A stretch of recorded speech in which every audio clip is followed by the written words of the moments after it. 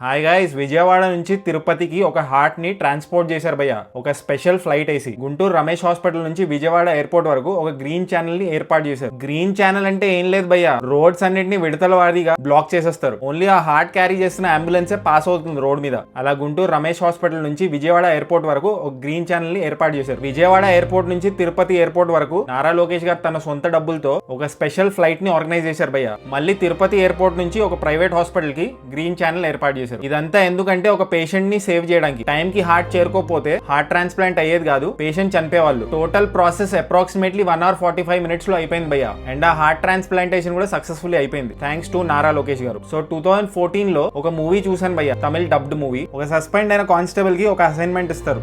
తమిళనాడులో ఒక ప్లేస్ నుంచి ఇంకో ప్లేస్ కి అప్రాక్సిమేట్లీ 200 kilometers హార్ట్ ని తీసుకెళ్ళాలి. తీసుకెళ్తాడా లేదా, మొత్తం బై రోడే ఉంటుంది. మస్తు నచ్చింది ఆ సినిమా నాకు. సినిమా పేరు ట్రాఫిక్. చూడకపోతే చూసేయండి భయ్య ట్రాఫిక్ మూవీ.